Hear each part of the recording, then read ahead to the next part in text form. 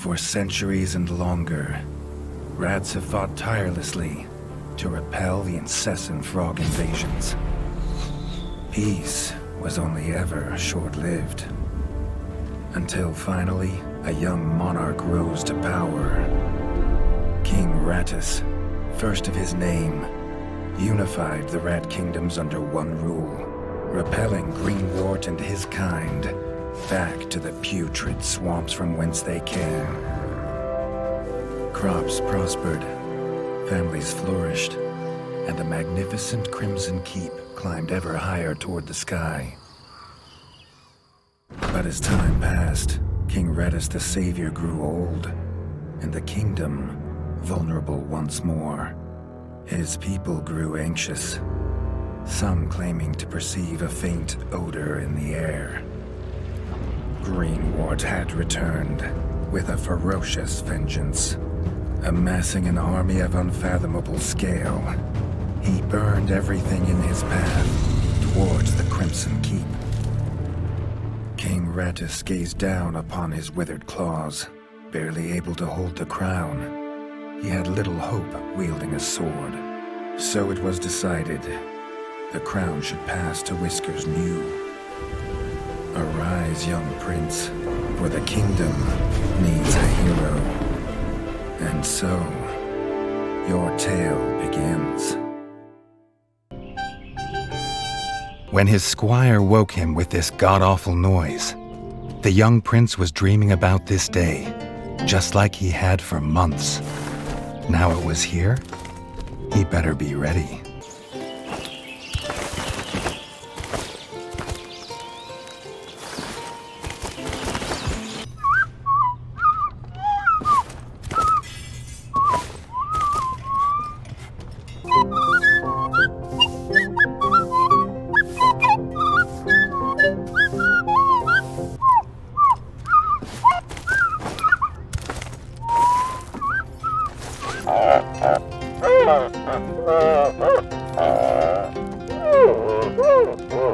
All the prince had ever wanted was to prove worthy of his father's crown. He might be the smallest brother, but if he was prepared, he thought he had some small chance. Reggie's brother, the chef, offered a fine menu, but after Dennis had eaten, there was no food left. Chef would need new supplies from the cellar if Reggie wanted a decent breakfast. The bard had found the last of the summer raspberries in the bare basement. The bard was quick to offer one, even though they weren't his. If he had the ingredients, his brother, the chef, would make you a feast fit for kings. Or so he says. Reggie only ever gets his brother Dennis's leftovers, so he wouldn't know.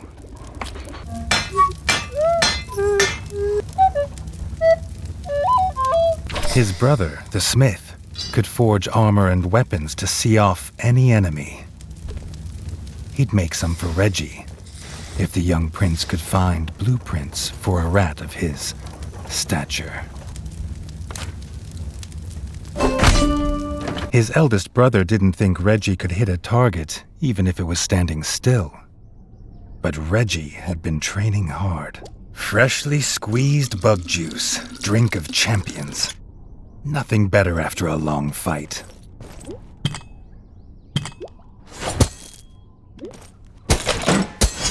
The training dummy's red attacks were too strong to block.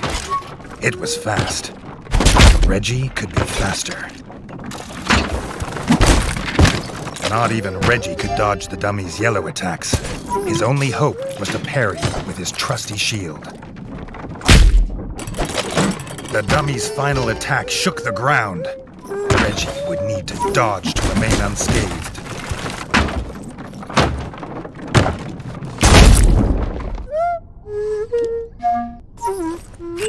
Dennis was impressed. If Reggie could just grow another couple inches, he might even have been worried. Reggie'd never seen the Crimson Fort so full of ratfolk. The whole kingdom was there. Some even cheered for him. But the king had let his eldest brother lead the procession. If he was scared, he wasn't showing it. He was going to show all of them what he was made of. If nothing else, this'd be no easy win for Dennis.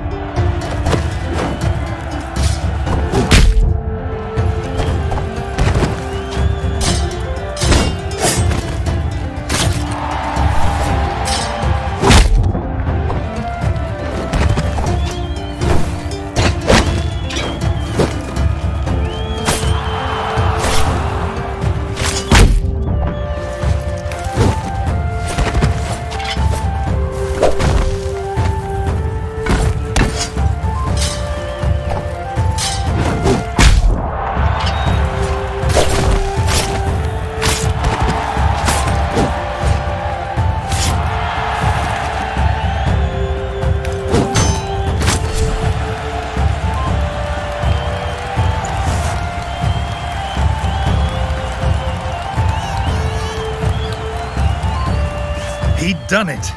He'd proved himself a worthy heir to his father's kingdom.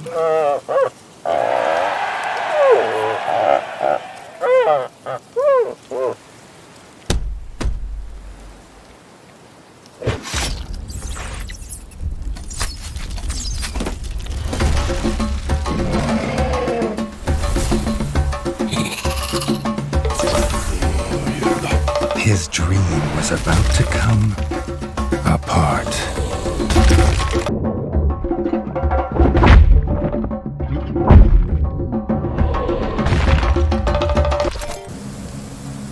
The prince woke this time from a dream of blood and frog spawn, finding he had neither a crown, nor a kingdom, nor a father.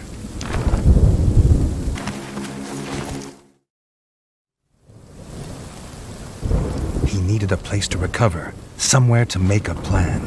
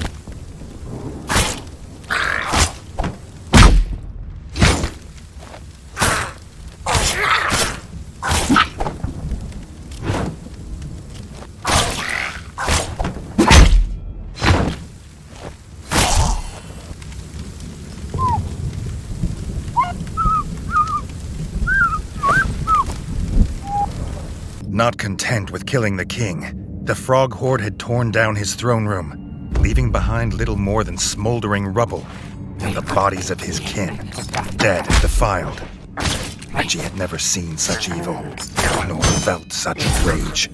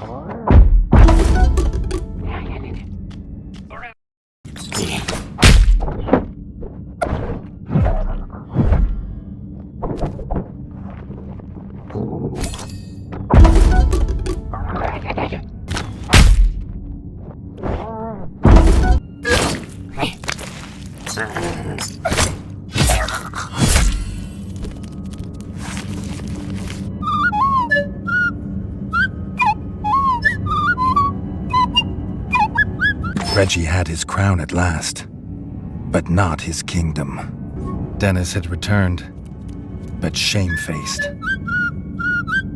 Drunk from drowning his sorrows in the village, he couldn't hold back the frogs there, or stop them taking their brother, the chef. Reggie had to get to Longtail Village to rescue his brother, and fast. If he could fix the travel board, it'd show the quickest way. More than one use for a hammer. And its work on the frog skull seemed to be done.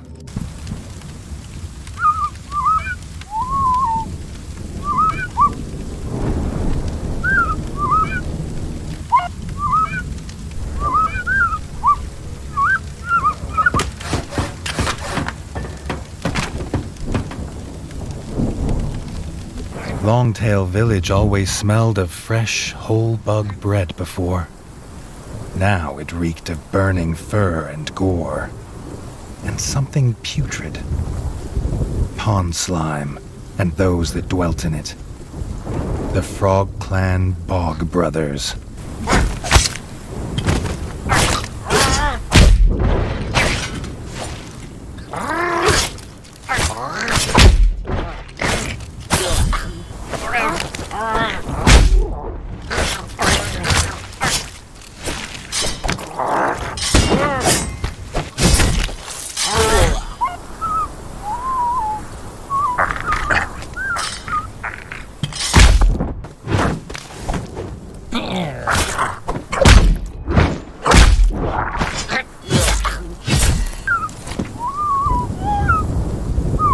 Guard Captain's last act was to secure the village elder in the town hall and bar this gate to the frog horde.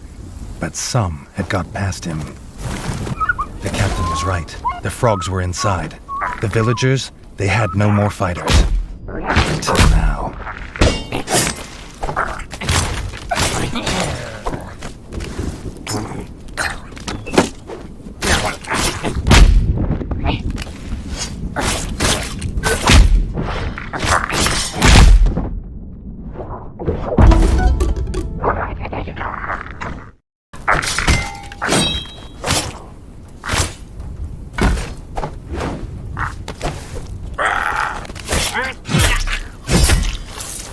Reggie had found them. The Elder and Robin the Ranger, who had been his last guard. The young king sought no thanks for saving them. He sought only to find his brother.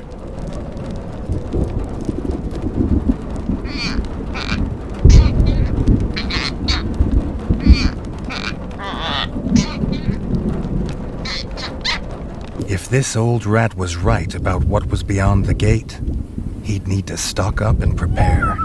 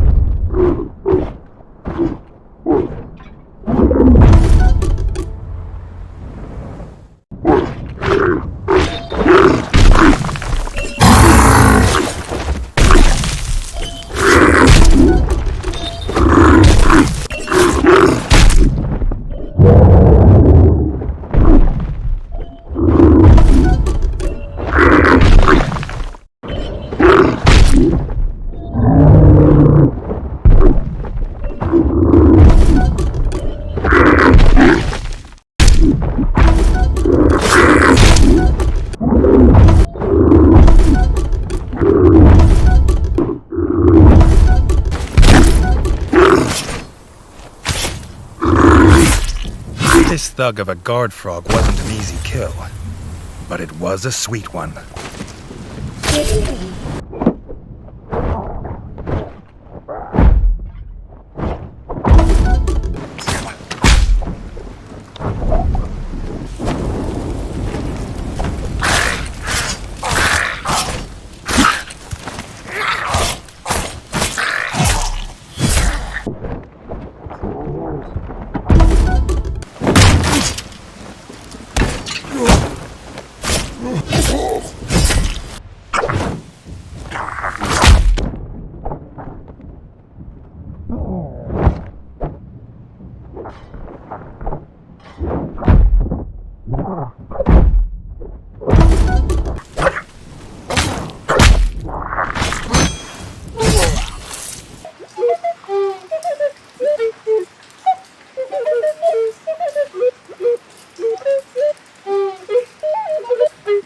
His brother, Chef, beaten, chained, and left as bait. The Bog brothers, stinking like the place they called home, had done this. Their leader, Lancelot, had never been bested in battle. He had a lance as lethal as it was legend, but he also had the only key.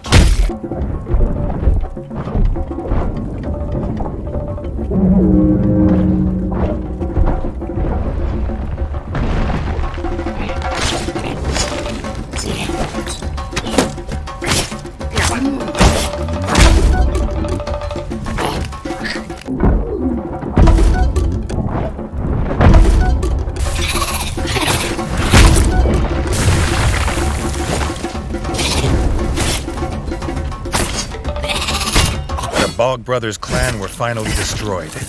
Reggie knew they would not be the last.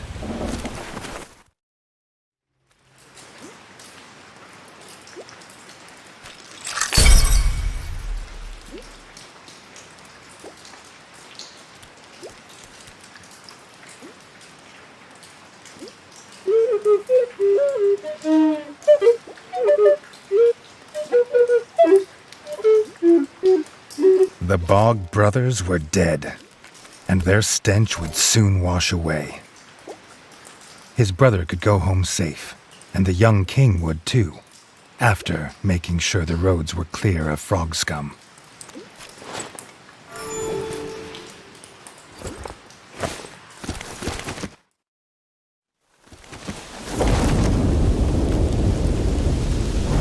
Reggie would need more than a sword on the road now, the ranger told him. He offered the king his best bow, a gift from his guild.